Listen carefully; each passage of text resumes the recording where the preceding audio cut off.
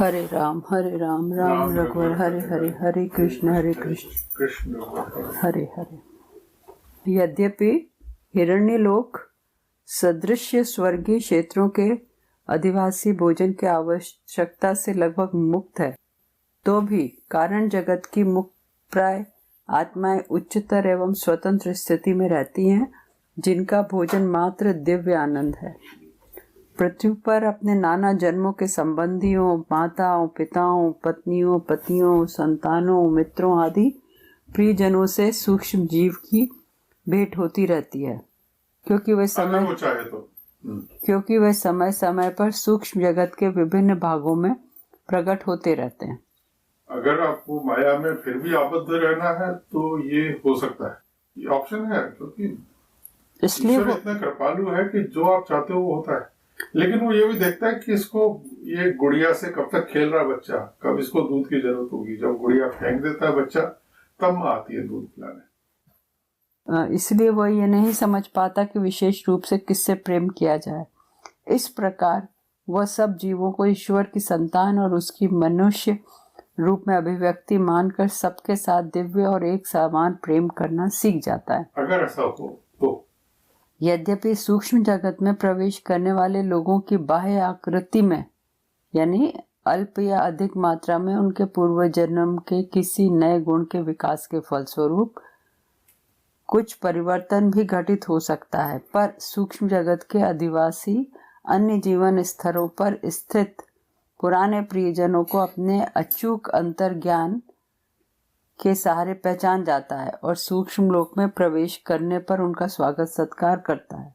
ये ऑटोमेटिक है। मरते ही जाने कहां से खबर लगती है और सारे के सारे आ जाते हैं इकट्ठे होके।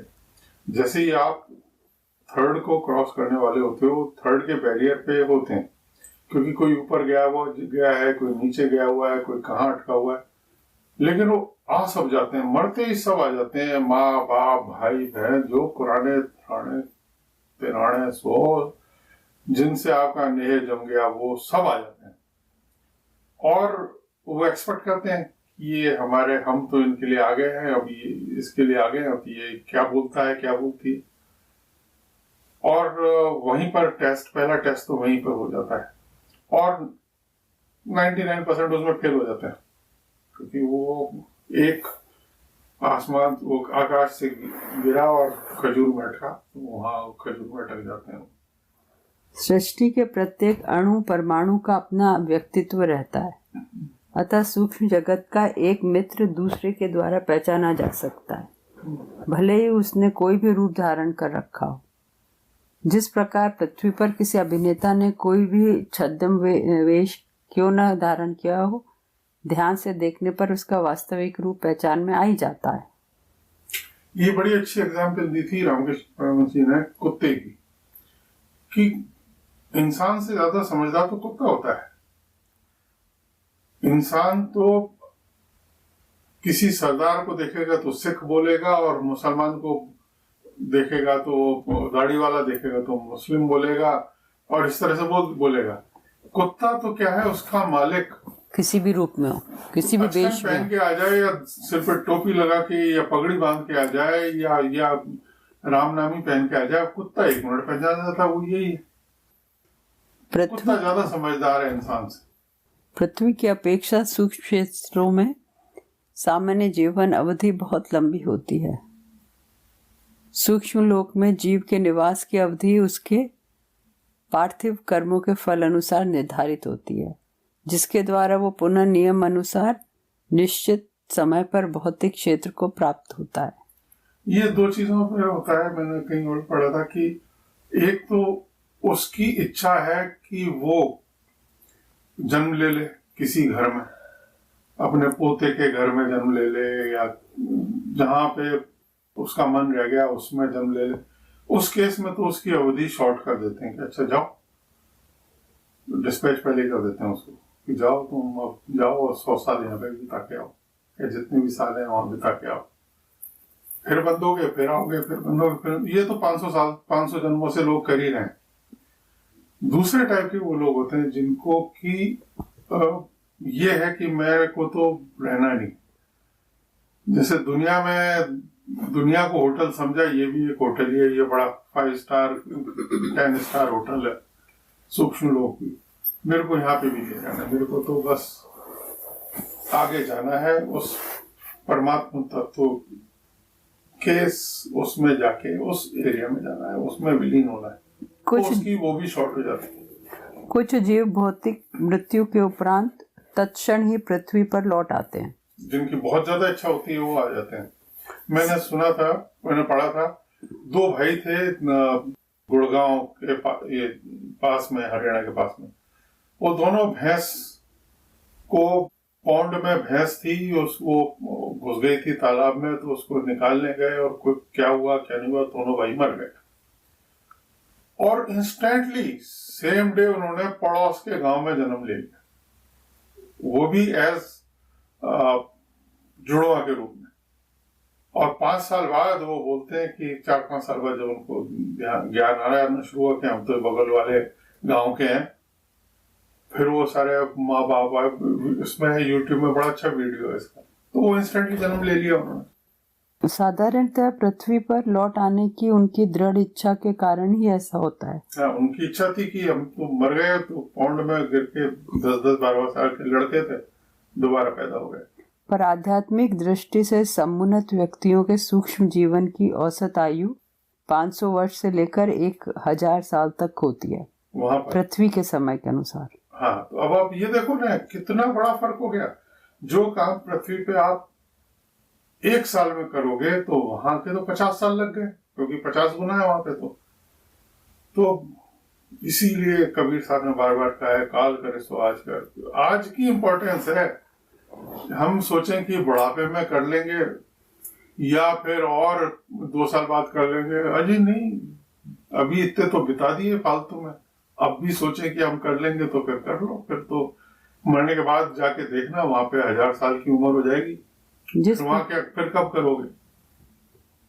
जिस प्रकार सिकोया यानी सिकोया एक अमेरिकी वृक्ष है, अन्य वृक्षों के अपेक्षा 7 एक 100 साल तक जीवित रहता है, अथवा जिस प्रकार अनेक योगी कई 100 वर्ष तक जीवित रहते हैं, जबकि अधिकांश मनुष्य 60-70 की आयु के ही पूर्व चले जाते हैं या उसके आसपास ही जाते हैं, उसी प्रकार सूक्ष्म जगत में भी विभिन्न विशिष्ट जीव लगभग 2000 साल तक जीवित रहते हैं।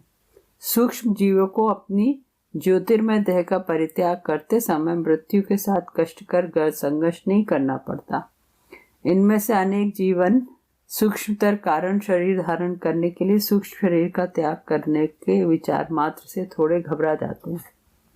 अभी अनभिपिप्त मृत्यु, वृद्धावस्था और रोग से सूक्ष्म जगत मुक्त है। ये तीनों ही भय पृथ्वी के अभिशाप हैं। इन्होंने बताया है कि जैसे स्थूल शरीर छोड़ के सूक्ष्म में जाते हैं तो आदमी घबराता है, मर जाऊंगा तो क्या होगा, लेकिन वो खाली ट्रांसफर है। इसी तरह सूक्ष्म शरीर वाले भी डरते हैं कि हम कारण में जाएंगे तो हमारा क्या होगा, इस कष्ट तो वो भी ट्रांसफर ही है। तो ये उन्होंने बताया कि वो it's not a big issue. ये मृत्यु, वृद्धावस्था, रोग, ये सब सूक्ष्म जगत इसमें नहीं होती है। ये पृथ्वी के अभिशाप हैं, जहाँ मनुष्य ने अपने नश्वर जड़ देह को ही पूर्ण रूप से अपनी आत्मा मान रखा है, उस जिसे टिकाए रखने के लिए सतत रूप से वायु, आहार और नींद की सहायता लेनी पड़ती है। भौतिक मृत्यु होते ही श्वास का लोप हो जाता है और शरीर कोश विघटित हो जाते हैं। सूक्ष्म देह की मृत्यु होने पर प्राण कणिकाएं बिखर जाती हैं। ये प्राण कणिकाएं स्पष्ट विश्व शक्ति की इकाइयां हैं, जिनमें सूक्ष्म जीवों के प्राण का गठन होता है। भौतिक मृत्यु होने पर जीव का अपने रक्त मांस के शरीर का ज्ञान नष्ट हो जाता है और वह सूक्ष्म जगत के सूक्ष्म शरीर के प्रति चैतन्य हो जाता है। ठीक है। यहाँ यथा समय सूक्ष्म देह की मृत्यु का अनुभव करते हुए जीव की चेतना इस प्रकार सूक्ष्म जीवन मरण से पार होकर भौतिक जन्म मरण की ओर खिंच जाती है। इस प्रकार सूक्ष्म और स्थूल जन्म मृत्यु का यह आवर्तन चक्र सभी अज्ञानी जीवों के लिए अनिवार्य विधिवेश लेख है। मतलब ज्यादातर तो सूक्ष्म से जाके वापस स्थूल में आ जाते हैं, इंस्टेंटली आते हैं। जानवरों की देह पकड़ लेते हैं, क्योंकि जैसा भाव होता है वैसी देह मिलती है। कबीर साहब ने एक पूरा पद लिखा है कि कौन सा टाइप का आदमी मरने के बाद क्या बनता है। जिसने सारी, ये बहुत सुंदर पद है उसमें, कहना जिसने सारी जिंदगी कुछ काम ही नहीं किया, सिर्फ 24 घंटे बस इसी में लगा रहा कि बस बैल की तरह से उसने काम किया कि परिवार के लिए कमाना है, उनको जोड़ना है, उनको खिलाना है, फिर जाना है, फिर लाना है, फिर करना है, तो वो मर के बैल बन गया। और कुछ उसने उन्नत कार्य नहीं किया तो बैल बन गया। इसी तरह उन्होंने और वो भी लिखे हैं किस किस का जन्म किस किस जानवर के रूप में होता है। शास्त्रों में वर्णित स्वर्ग और नर्क के वर्णन सुनकर मनुष्य के अंतर्मन के गहन तल में सुप्त पड़ी सुखमय सूक्ष्म जगत के और दुखमय पार्थिव जगत के अनुभवों की स्मृतियां कभी कभी जाग उठती हैं। मैंने पूछा, पूज्य गुरुदेव, पृथ्वी पर एवं सूक्ष्म एवं कारण जगतों में पुनर्जन्म के मध्य क्या अंतर होता है? क्या आप कृपा करके इसे और विस्तार से बताएंगे? तब गुरुदेव ने समझाते हुए कहा कि मनुष्य व्यक्तिगत जीवात्मा के रूप में मूलतः कारण शरीरधारी है। वो कारण शरीर ईश्वर के 35 भावों एवं कल्पनाओं का बीज स्थान है और यही सारे भाव मूल एवं कारण रूप भाव शक्तियां हैं। इनके बाद में पुनर्विभाजन कर उन्होंने 19 तत्वों का सूक्ष्म शरीर और 16 तत्वों का भौतिक शरीर निर्मित किया है। सूक्ष्म शरीर के 19 तत्व मनोमय, भावमय और प्राणमय हैं।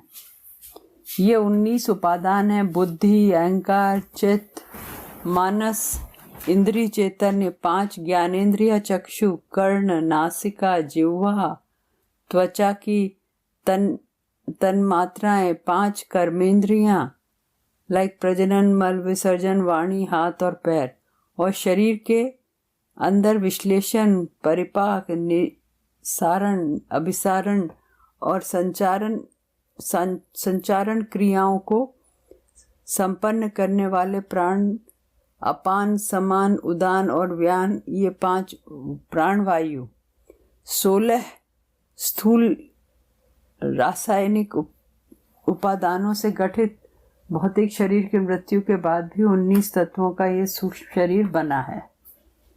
कारण शरीर के 35 भाव विभागों में ईश्वर ने मनुष्य के 19 सूक्ष्म और 16 भौतिक प्रतिरूपों की सारी जटिलताओं का समावेश किया है। स्पंदन शक्तियों को घनीभूत कर पहले सूक्ष्म और फिर स्थूल उन्होंने मनुष्य के सूक्ष्म शरीर का और अंत में स्थूल शरीर का निर्माण किया। सापेक्षता के नियम अनुसार, जिससे आदि केवल्य भाव विस्मयकारी नानत्व में परिणत हो गया है, कारण जगत और कारण शरीर सूक्ष्म जगत और सूक्ष्म शरीर से भिन्न है। सीधी बात तो इतनी सी है कि चाहे स्थूल शरीर का निर्माण हो, चाहे सूक्ष्म शरीर का निर्माण हो, चाहे कारण शरीर का निर्माण, अगर उसमें बैठने वाला मैं यानी आई, अगर उसमें नहीं बैठना चाहता है तो ये सारे महल बेकार हैं। फिर वो कहता है कि नहीं मालिक, मेरे को तो इसमें बैठना नहीं है, तो इस स्थूल में भी नहीं बैठना, सूक्ष्म में भी नहीं बैठना, कारण में भी नहीं बैठना, मुझे तो आपके घर बैठना है, आपके दरवाजे पे जाके बैठना है। द्वार धनी के पड़े रहो, धक्का धनी के खाए, धनी कभू निवाज है, द्वार छोड़ नहीं जाए, मेरे को तो बस ये करना है। तो फिर वैसा भी हो जाता है। फिर आपको ये भी, क्योंकि ये भी तो बंधन ही है ना, तीनों शरीर। ईश्वर ने अपने में भिन्न भिन्न कल्पनाएं की और उन्हें स्वप्नों के रूप में प्रक्षेपित किया। इस प्रकार दिव्य स्वप्न की माया सुंदरी सापेक्षवाद के अपने अनंत आभूषणों से सज धज कर आविर्भूत हो गई। मांस का शरीर सृष्टिकर्ता के स्थिर कृत और वास्तविक सपनों से बना है। पृथ्वी पर द्वैत भाव नित्य विद्यमान है, जैसे स्वास्थ्य और रोग, सुख दुख, हानि लाभ। मनुष्य जानते हैं कि त्रिविध पदार्थ तक ही वे सीमित और प्रतिरोधित हैं। जब व्याधियों यानी बीमारियों और अन्य कारण से मनुष्य की जीवित रहने की इच्छा उग्र रूप से हिल जा उठती है, तब मृत्यु पहुंच जाती है और मांस का बोझिल आवरण अस्थायी रूप से हट जाता है, छूट जाता है। तथापि आत्मा सूक्ष्म कारण शरीरों में आबद्ध रहती है। एक और मजे की बात है, मृत्यु जो है वो तब तक नहीं होती, अकाल मृत्यु के अलावा मृत्यु तब तक नहीं होती जब तक कि आप तैयार नहीं होते शरीर छोड़ने के लिए। जब आप तैयार हो जाते हो तब फिर टाइम टेबल वर्क करने लग जाता है और फिर उसका भी टाइम आ जाता है। और दूसरी बात, मृत्यु होती उसी तरह से जैसी आप कल्पना करते हो, मैं ऐसा जाऊं ऐसे जाऊं, तो वो वैसा, क्योंकि मालिक तो आप हो ना। इस ब्रह्मांड में ईश्वर ने आपको मलकियत दे दी है। आप मलकियत आपके पास होते हुए आपको पता नहीं है कि आप मालिक हो, लेकिन आप जो इच्छा करते हो, वो जो बार बार कंटिन्यूसली रिपीटेडली इच्छा करते हो, वो फिर आप अपनी मलकियत को रिट्रीव कर रहे हो। फिर आप कह रहे हो कि मैं मालिक भी हूं और मैं चाहता हूं वैसा हो, तो वैसा होने लग जाता है। तो ये दो ऑप्शंस बड़े इजीली ईश्वर ने दिए हुए हैं। कब जाना है, कैसे जाना है, इसमें आपकी कंसेंट ली जाती है। मनुष्य जानते हैं कि त्रिविध पदार्थ तक ही वे सीमित और प्रतिरोधित हैं।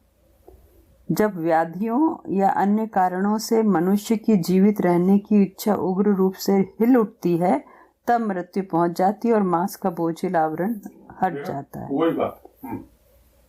तब मृत्यु, तथापि आत्मा सूक्ष्म शरीरों में आबद्ध रहती है। जिस संयोजक शक्तियों द्वारा तीनों शरीर एक साथ संलग्न रहते हैं, वह है इच्छा। अतृप्त इच्छाओं को सक्रिय करने वाली शक्ति ही मनुष्य के दासत्व का मूल है। बिल्कुल बिल्कुल। अहंकार और इंद्रिय सुख ही भौतिक कामनाओं की जड़ है। सूक्ष्म जगत की आसक्तियां या कारण अवस्था की कल्पनाओं से संबंधित वासना की अपेक्षा विषय अनुभूति का प्रलोभन तथा दबाव अधिक शक्तिशाली है। हाँ, वो कंट्रोल नहीं है ना। फिर तो अभी तो क्या है कि आपकी कोई इच्छा है कि मैं जो है पेरिस की एफिल टावर देखूं, पर आप जा नहीं सकते, इजी नहीं है, वीजा है, पैसे हैं, टिकट है। लेकिन सूक्ष्म संसार में तो आप ये लो, कारण संसार में शायद और भी फास्ट, तो वहां पर बंधन ज्यादा हो जाते हैं। सूक्ष्म जगत में इच्छाएं स्पंदन द्वारा ही तृप्त हो जाती हैं। सिर्फ इतने से हो जाता है। सूक्ष्म जीव सूक्ष्म क्षेत्रों के आकाशीय संगीत का आनंद लेते हैं और ये देखकर कि सारी सृष्टि परिवर्तनशील प्रकाश की अनंत अभिव्यक्ति है, आह्लादित हो उठते हैं और सूक्ष्म जीव प्रकाश, गंध, रस और स्पर्श का भी अनुभव करते हैं। इस प्रकार सूक्ष्म जगत में इच्छाएं सारे पदार्थों और अनुभवों को आलोक और घनीभूत विचारों या स्वप्नों के रूप में प्रेरित करने की सूक्ष्म जीवों की शक्ति से संबंधित है।